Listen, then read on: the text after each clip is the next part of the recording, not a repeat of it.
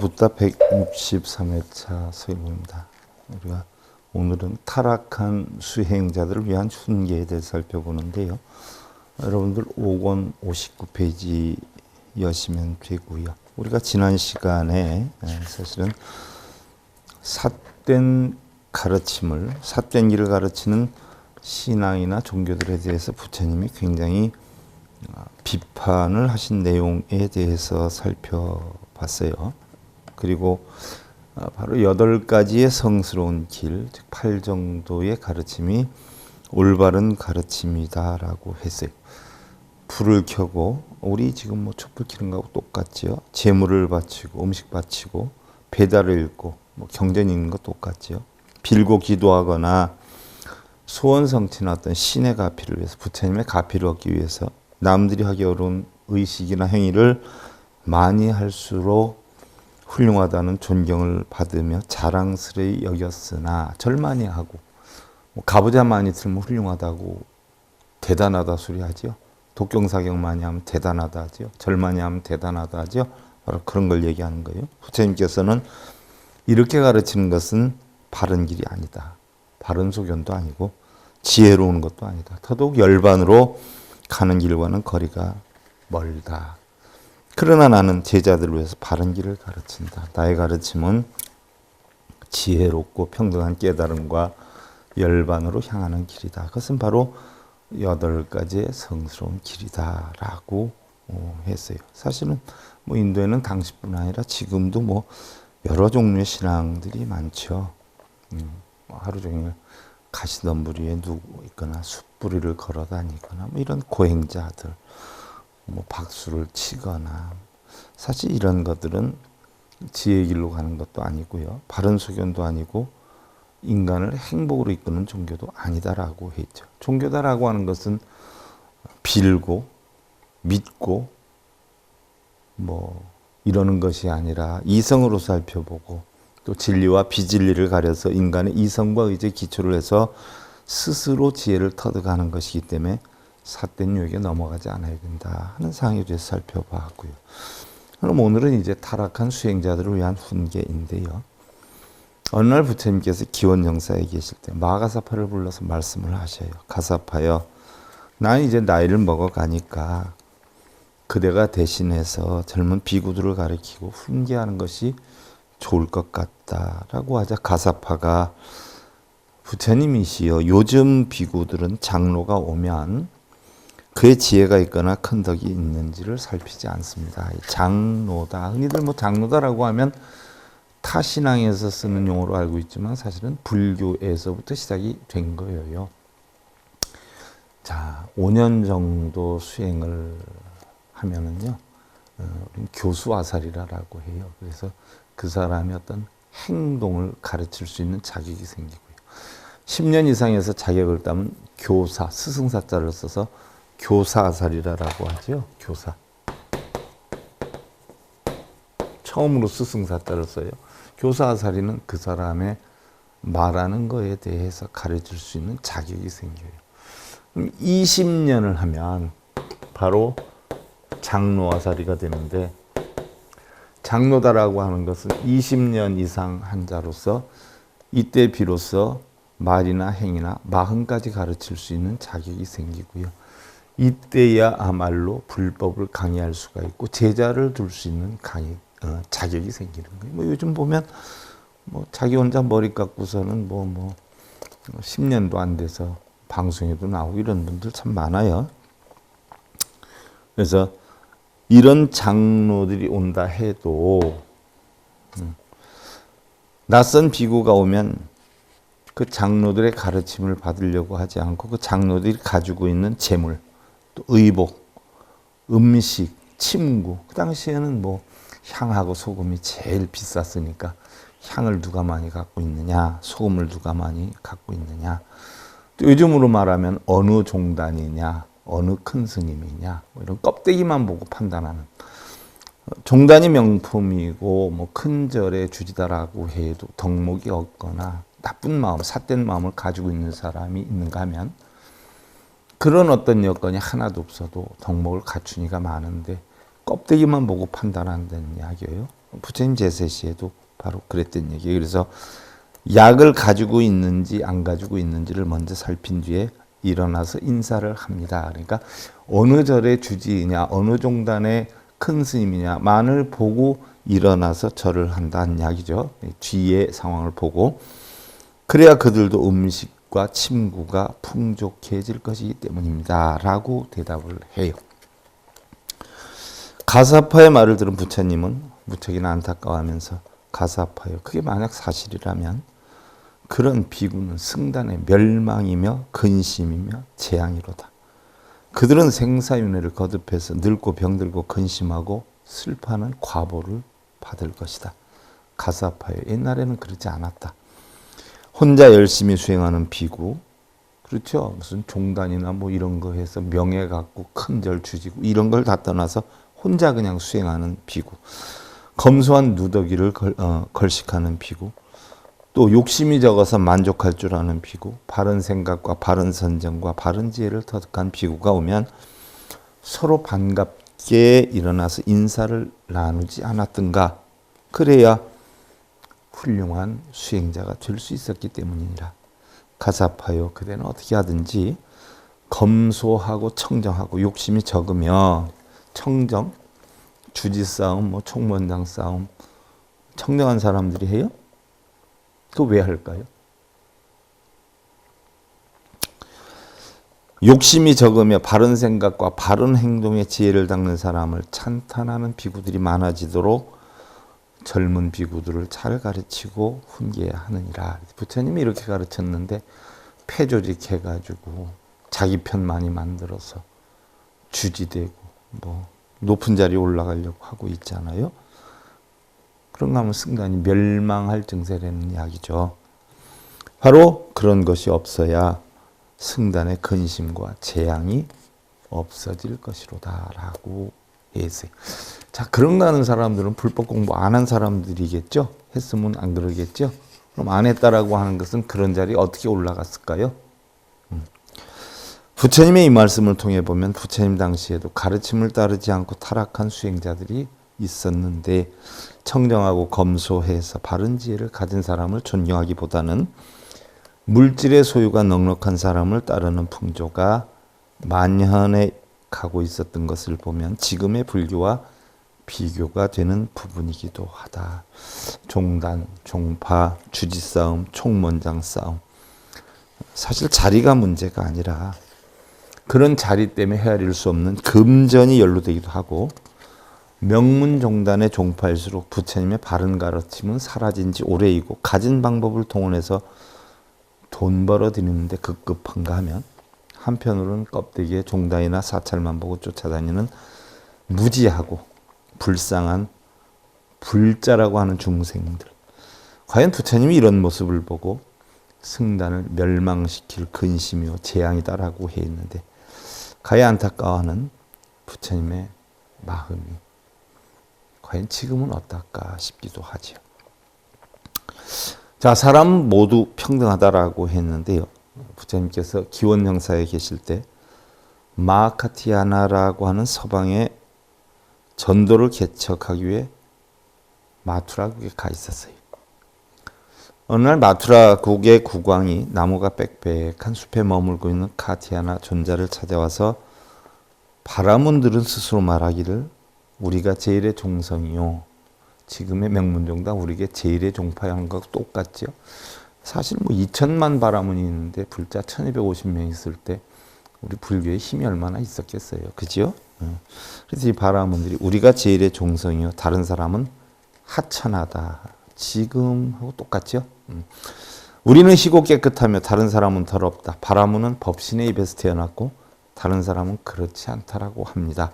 이에 대해서 존자의 생각은 어떠한지요? 하고 물어요. 그러자 마카티아나가 왕이시여 그것은 세상의 관습이요 틀린 생각입니다. 그것은 업에 의한 것이지 처음부터 그렇게 결정되어 있다는 것은 잘못된 것입니다. 라고 했어요. 왜? 그 당시에 바라문의 풍습에 의하면은요.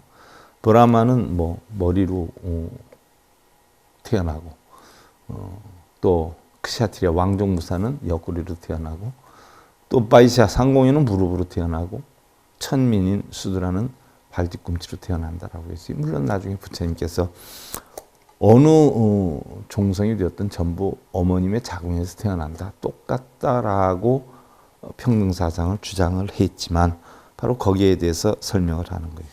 어째서 그러한지요? 왕이시여. 대왕께서는 만약에 바라문이 도둑질을 하면 어떻게 하겠습니까? 아마 잡아다가 벌을 줄 것입니다. 귀족이나 부자가 해도 역시 마찬가지일 것입니다. 이렇게 법은 자신의 한 일에 대해서 받는 것이지 바라문은 받고 다른 종성은 받지 않는 것이 아닐 것입니다. 그러면 사성은 평등한 것이지 차별이 있는 것이 아니지요. 이렇게 사람은 다 평등한 것입니다. 그래서 모든 것은 자신의 지은 원인에 따라 받는 것이지 사성 계급에 따라 다르거나 많이 빌고 배달을 많이 읽는다고 죄가 없어지거나 벌을 안 받을 것은 아니지요. 마하카트야나는 원래 서남인도 출신으로 피부색이 검었어요. 그는 고향으로 돌아가서 강고한 카스트 제도와 사성계급 제도를 얘기하는 거죠. 빌고 기도하고 배달을 읽고 소원을 비는 의식에 대해서 비난을 하면서 부처님의 가르침을 펴 나갔지요.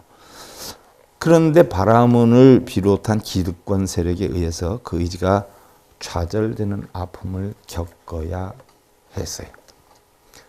똑같지요. 지금도 바른 불법을 피면 방해가 엄청 많아요. 엄청. 똑같지요. 마치 요즘 명문종단에서 영리를 목적으로 과거에 바라문들이 했던 의식을 그대로 하는 것들이 오히려 부처님의 바른 가르침으로 둔갑이 되고 진정한 가르침을 펴는 힘없는 전법자들의 바른 불법은 오히려 사이비가 되는 현실과 전혀 다를 바가 없는 상황이죠. 자, 마하카티야나는 부처님의 제자 가운데 논리 제일로 불릴 만큼 논리 정연한 이론가였어요. 공부를 많이 한 분이기도 하지요. 그가 마투라왕에 대해 펼치는 사성평등의 논리는 반박의 여지가 없었는데요. 기득권의 세력에 의한 차별은 변함이 없었죠. 그런 걸 사입이라고 한단 말이죠. 바른 불법, 부처님법은 사입이라 그러고 빌고 기도하면 소원이 이루어진다 뭐라는 것. 바라문들은 그렇게 했으니까 음식 차려놓고 빌고 기도하고 배다 읽고. 옳고 그름을 떠나서 500년이나 계승되어던 바라문의 의식행위나 바르지 않은 전법 행위는 쉽게 고쳐지지 않아서 바른 불법을 전한다는 것이 그리 만만한 것은 아니었던 것처럼 우리나라 똑같지요 지금. 지금 역시 힘 있는 종단 세력에 억눌려서 올바른 부처님법을 전한다는 것이 그렇게 쉬운 일은 아닌 것과 같은 것이죠. 자, 그 다음에 이제 성자들이 걸어가는 길에 대해서인데요. 여러분들 교재 13번째 항목이죠. 티사여 후회하는 일이 있어서는 아니 되느니라는 대목인데요. 부처님께서 기원정사에 계실 때 어느 날 한 비구가 찾아왔어요. 부처님의 사촌 동생인 티사 비구의 수행에 대해서 말을 했는데 부처님 티사 비구가 몸과 마음이 혼연해서 수행을 게을리하고 교법에 대해서 의심을 품고 있습니다. 부처님께서는 티사를 불러서 여러 가지를 물어봐요. 사실인가 아닌가 확인을 해야 되겠죠. 티사요. 어떤 사람이 훌륭한 성을 찾아가고 있었느니라. 훌륭한 성은 바로 깨달음의 길을 이야기를 해요. 그러나 그는 어리석어서 길을 잘 몰랐다. 그래서 길을 잘 아는 지혜로운 사람에게 물었더니 그는 이렇게 가르쳐 주었어. 나그네여, 이 길로 가다 보면 두 갈래 길이 나오게 될 것이다. 그때 그대는 왼쪽으로 가지 말고 오른쪽으로 가라. 그리고 한참을 가다 보면 큰 숲과 깊은 늪과 험준한 산을 만나게 될 것이다. 그러나 멈추지 말고 계속 가다 보면 마침내 그대가 가고자 하는 그러한 성에 도착할 수 있게 될 것이다. 티사여, 여기서 내가 말하는 나그네는 범부를 말하는 것이고 길을 잘 알고 있는 사람이라는 것은 바로 열애를 말하는 것이고 또한 두 갈래의 길이다라고 하는 것은 의혹을 말하는 것인데 왼쪽 길이란 탐욕과 분노와 어리석음의 생각을 말하는 것이고 오른쪽 길이란 바로 열애가 가르친 8가지의 성스럽고 바른 길을 말하는 것이니라. 자, 빌고 기도하고 하는 건 다 왼쪽 길이고요. 부처님의 진리를 공부해서 터득하는 건 오른쪽 길이라는 얘기예요. 바른 길이란 모든 것이 고통이다라고 하는 고성제와 고통은 집착으로 인해서 형성된다는 집성제, 그 집착은 멸해야 한다라고 하는 멸성제, 멸하기 위해서는 도를 이루어야 한다는 도성제에 대한 바른 견해, 정견, 또 바른 생각, 정사, 또 바른 말, 정어. 정사라는 것은 우리가 삼매로 대체할 수 있는 거죠. 또 바른 행동, 정업, 또 바른 생활, 정명, 또 바른 노력, 정정진, 또 바른 기억, 정념. 사념처를 대신하는 거죠. 신수심법, 몸은 부정하고 감각은 전부 고통이고 또 마음은 무상하고 법은 무하다는 이치죠. 그 다음에 바른 안정인 정정이다라고 했어요. 또한 큰 숲이란 무명을 나타내고 깊은 늪이란 오용락을 나타내고 험준한 산이란 분노와 근심과 걱정을 말하는 것이다. 그리고 마지막으로 그가 도달한 성은 바로 열반의 경지를 뜻하는 것이야. 지사여, 그러므로 그대는 기쁜 마음으로 정진해야 하느니라. 열애가 이렇게 열반에 이르는 길을 자세히 가르쳐주고 있으니 게을러서 훗날 후회하는 일이 있어서는 아니 될 것이니라. 우리 불교의 수행에는 근기와 능력에 따라 여러 방법이 있겠지만 그 근본은 염불하고 독경하고 절하고 비는 것이 아니라 오로지 사성제와 팔정도를 관하는 것이다. 팔정도는 불자가 걸어야 할 종교의 길로서 목적지를 찾아가는 나그네가 의지해야 할 이정표와 같은 것이다. 자밤 12권 287경 성읍경에서도 보면 다음과 같은 비유를 들고 있죠. 어떤 사람이 광야에서 기력을 잃었어요. 두려움에 떨면서 길을 찾아 헤매다가 문득 옛사람이 걸어간 오래된 길을 발견을 하게 되죠. 그리고 그는 그 길을 따라 걸었어요. 그랬더니 거기에는 오래된 성읍과 화려한 왕궁, 아름다운 동산과 연못, 그리고 시원한 숲이 있었죠. 여기서 바로 오래된 길이다라고 하는 것은 팔정도를 뜻하는 것이고요. 오래된 성읍과 아름다운 왕궁은 해탈과 열반의 경지를 비유한 말이기도 해요. 자, 이 경에서 오래된 길이 시사하는 바가 적지 않죠. 그것은 부처님이 개척한 길이 아니라 바로 이미 오래전에 어떠한 사람들이 걸어간 길이고 부처님은 그 길을 다시 발견했다는 의미예요. 그럼 부처님이 진리의 깨달음을 만들었나요? 본래부터 우주에 존재하는 진리의 깨달음을 깨달았을 뿐이에요. 그 진리를 깨달았을 뿐이에요. 부처님 당신이 만든 게 아니에요. 바로 그걸 뜻하는 것이에요. 이미 오래전에 어떤 사람들이 걸어간 길이다. 이미 진리는 부처님 태어나기 전부터 있었는데 부처님은 그 길을 다시 발견했다라는 이야기죠. 부처님이 깨달은 진리는 원래 부처님 태어나기 전부터 있었던 진리인데 그것을 부처님이 나중에 깨달았다는 이야기지. 부처님이 천지창조하듯이 어떤 신이 인간을 만들고 세상을 만들었다 하듯이 창조를 한 것이 아니라는 이야기죠. 그것이 바로 다름 아닌 사성제 팔정도의 길이다. 따라서 뒤에 걸어오는 사람들은 부처님에 의해 재발견된 길을 의심 없이 걸어가기만 하면 된다. 그러니까 사성제 팔정도 12년법을 의심 없이 배워서 깨우치기만 하면 된다는 이야기죠. 다시 말하면 사성제 팔정도의 길은 성자의 길이고 성자가 되기 위해서 가는 길이고 이 길로만 가면 누구든지 성자가 될 수가 있다. 사성제 팔정도 하니까 외우는 건 쉬워요. 그렇지 않아요? 고집멸도성제 외우는 사람은 많아요. 근데 그 이치를 아는 사람은 없지요. 기린이 뿔과 같다라고 했어요. 외운 사람은 뭐예요? 기린의 털이나 사슴의 털과 같이 많아요. 근데 그 이치를 아는 사람은 기린의 뿔과 같다. 드물다는 이야기죠. 불자가 걸어가야 할 종교의 길은 이미 이렇게 부처님께 의해서 제시가 되어졌어요. 이미 벌써 많은 사람들이 걸어갔고 이제는 뭐 길도 넓어지고 이정표까지 세워져 있어요. 뭐 옛날에는 우리가 불교 공부, 제가 불교 공부할 때만 해도 사실은 한글로 번역된 게 별로 없어요. 근데 요즘은 한글로 다 번역이 돼서 나오잖아요. 그 이치만 알면 쉽게 이해할 수 있지 않아요. 얼마나 불교 공부하기가 쉬워졌어요.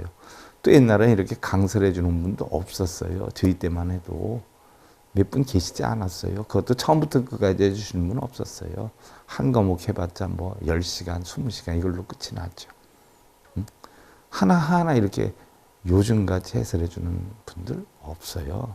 지금 얼마나 쉬워졌어요. 그래서 이미 이정표도 만들어져 있고 그러나 아직도 이러한 바르고 좋은 길을 놓아두고도 지금도 계속 빌고 다녀요. 절하고 빌고 쓰고 읽고 다녀요. 뭐 하면 좋다, 뭐 하면 나쁘다 그러고 다녀요. 절이나 쎄 빠지게 하고 있고. 자, 2600여 년 전에 부처님께서 그렇게 하지 말라고 했던 그 얘기죠. 경전을 읽고 쓰고 신을 섬기듯 기원하고 기도하고 탐욕과 분노에 어리석음에 빠져 있으니 얼마나 안타까운 일이 아니던가. 결국 불교의 탄생이 왜 탄생이에요? 존우화작인론, 숙작인론, 부인무연론의 시작이 됐잖아요. 세상의 모든 것은 뭐예요? 신이 다 해준다. 존우화작인론, 숙작인론 이미 신에 의해서 정해져 있다. 무인무연론 세상엔 인도 없고 연도 없다라고 했어요. 전부 신의 계시에 의한다. 스루티에 의한다. 신의 계시 스루티에 의한다라고 했어요. 그럼 우리가 부처님이 그걸 반대하고 신이 해주는 게 아니라 자신의 이성과 이제 노력에 스스로 만들어야 된다라고 하는 게 불교의 탄생인데 그런 거 하지 말아라 하고 자기 각자가 스스로 노력해서 이성과 의지해서 만들어야 되는 게 불교다라고 해서 탄생시킨 게 불교인데 부처님께서 하지 말라고 하는 빌고 쓰고 읽고 이러고 쫓아다니니까 부처님 다시 세상에 태어날 판이에요. 열받고 속 타져서. 얼마나 안타까운 일이 아니던가 그러세요. 자, 이제는 여러분들 5권 65페이지로 넘어가는데요. 뿌라세나짓 왕의 전법이다. 뿌라세나짓 왕에게 전법을 하는데요. 절약은 하되 인사해서는 아니 된다라고 가르침을 주어요. 부처님께서 기원정사에 계실 때 어느 날 뿌라세나짓 왕이 찾아왔어요. 근데 모습이 말이 아니었죠. 대왕이요. 어디서 오시는데 그렇게 먼지를 뒤집어 쓰고 피곤한 모습입니까? 부처님, 이 나라에 아주 유명한 부자였던 마하나마가 며칠 전에 목숨을 마쳤습니다.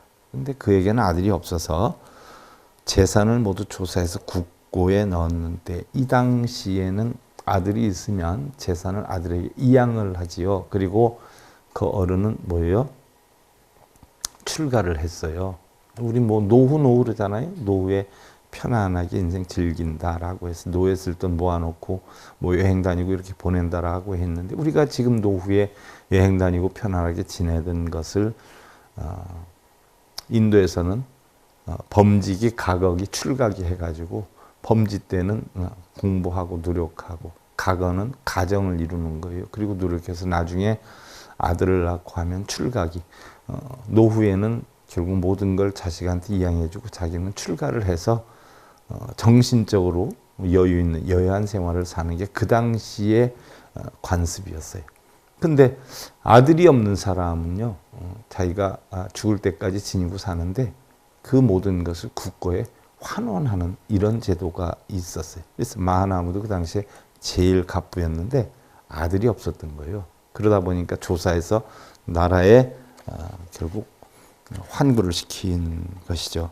그래서 그 며칠 동안 작업을 하느라고 이 모양이 되었습니다. 그가 상당히 부자였던 모양입니다. 라고 하자. 그는 창고에 100천억의 순금을 쌓아둔 부자였습니다. 그는 과거에 재산을 모으기 위해서 평생 쌀아기밥과 오래된 시래기죽을 먹으면서 굵고 남루한 베옷만을 입었죠. 그런데 그는 돈을 모을 줄만 알았지 쓸 줄은 몰랐습니다. 심지어 가난한 사람이나 불쌍한 사람이 오면 문을 닫고 식사를 할 정도였고, 우리가 중생이다라고 표현해요. 중생이다라고 하는 것은 뭐예요? 결국 유정이란 말이죠. 유정이다는 것은 뭐예요? 정이 있다라는 이야기죠. 정이 있다.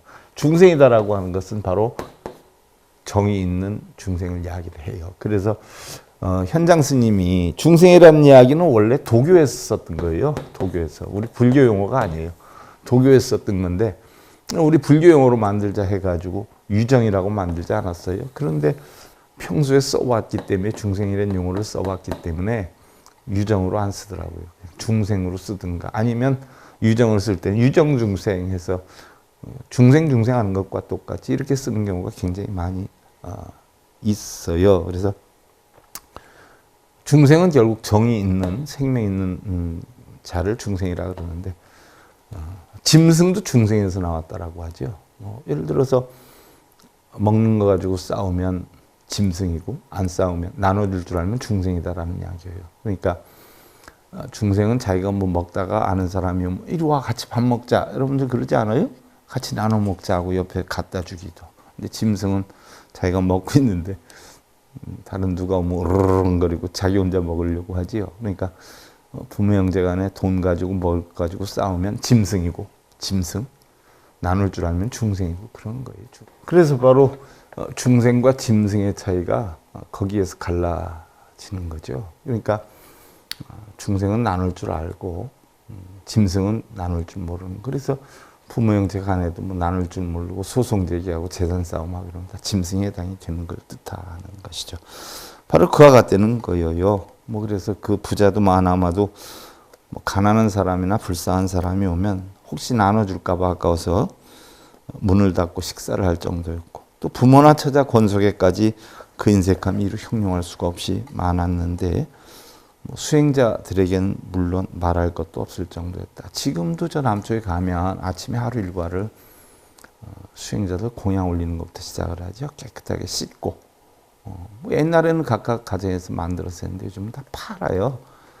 몇천 원씩 이렇게 해서 봉제. 그럼 아침에 탁발 시간에 스님들이 쭉 바로 들고 나가면 거기에 쭉 얹어주죠. 그 일일 일식을 해요. 그와 같이 뭐 했었는데 수행자들에게까지 뭐 공양을 올리지 않았던 이야기예요. 정말 대단한 구두쇠였다라는 이야기죠. 왕이시여, 부처님 말씀하세요. 그는 결코 훌륭한 자산가라고 할 수는 없습니다. 그는 자기의 재물을 써서 널리 큰 이익을 얻을 줄 모르는 어리석은 자이지요. 어떤 사람이 넓은 들판에 물을 가득 거두어 두었는데 그 물을 마시거나 목욕을 하지 않고 두면 말라서 없어지는 것과 같은 것이죠. 그는 재산이 있으면서도 복을 짓지 못했던 것이어요. 그러나 왕이시여, 재산을 모으게 되면 먼저 부모를 공양하고, 그죠? 처자 권속을 돌보며 가난한 이웃과 친구들에게 나눠줄 줄 아는 사람이 현명한 부자다라고 할 것입니다. 이것은 마치 어떤 사람이 마을 부근에 연못을 만들고 나무를 심어서 사람들이 찾아와서 쉬게 해주는 그런 것과 같은 것이지요. 그는 사람들이 칭찬을 받을 것이고 그 공덕으로 늘 마음이 편안한 천상의 삶을 살 것이고요. 천상이다라고 하면 하늘을 뜻하는 게 아니라 우리가 육도, 육치 또는 오치 가운데 해서 십선업을 지으면 항상 마음이 행복하니까 그게 천상락이라는 거지, 하늘에 사는 게 천상락이라는 것이 아니에요. 돈은 이렇게 쓰려고 아끼고 모으는 것입니다. 그렇죠. 쓸 때 쓰려고 아끼고 모으는 것이죠. 돈이라고 하는 것은 꼭 필요한 곳에 의미 있게 쓰여지면 그 가치가 배로 늘고, 반대로 잘못 쓰면 가치는 반으로 줄어들죠. 그래서 돈은 어떻게 벌고 모으는가도 중요하지만요, 어떻게 쓰냐 하는 것이 더욱 중요한 것이고요. 어떤 사람은 한 끼니에 몇십만 원 음식을 먹었다고 자랑을 하는 경우도 있고요. 몇천만 원짜리 목코드를 세일해서 반값에 샀다고 자랑하는 사람들도 있어요. 평소에 갖고 싶고 누리고 싶었던 일을 하니 자랑스러운 일이기도 하겠지만요, 주변이나 세상에는 아직도 한 끼니의 식사도 제대로 못하는 사람도 있고 전기세를 해결하지 못해서 한겨울을 벌벌 떨면서 보내는 사람도 있지요. 강철한 카네기 일화를 보면은요, 어느 날 초등학교 때 교장 선생님이 카네기에 기부를 요청하러 오지요. 마침 카네기는 서재에서 촛불을 켜놓고 책을 읽고 있었는데 방문객이 들어오자 촛불 한 개를 끄면서 손님을 맞이해요. 교장 선생님이 이 모습을 보고 카네기의 기부금을 받기가 어려울 것으로 생각을 했죠. 그러나 카네기는 예상 밖으로 어마어마한 교사 신축 기부금을 내놓아요. 그러자 교장 선생님이 궁금해서 묻죠. 아까 내가 들어오니 촛불 한 개를 끄는 것 같던데, 예. 책을 읽을 때는 촛불이 2개가 필요하지만요. 이야기를 할 때는 1개만 있어도 충분하지 않을까 해서요. 카네기가 사실은 새엄마 밑에서 컸어요. 새엄마가 성공을 시켰다 해도 과언이 아니죠. 자, 돈을 제대로 잘 쓰지 못한 사람에겐 대체적으로 2가지 유형이 있는데요.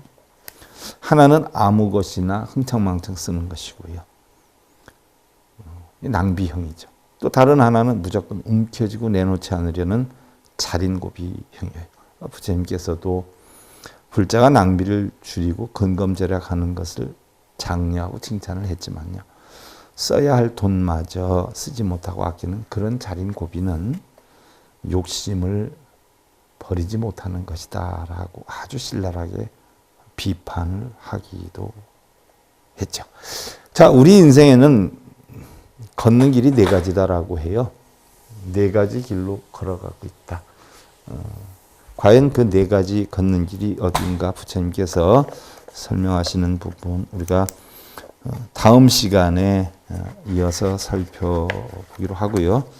오늘 더없다 163회차 서일봉이었습니다. 감사드립니다.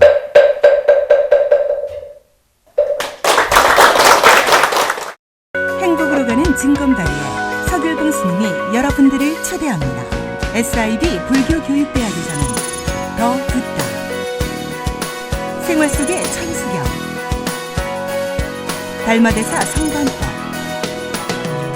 현대생활 불교 법요지, 불교학 개론, 성찰스님 백일 법문 등을 비롯한 다른 불법, 다른 진리, 서길봉 스님의 SIB 불교교육대학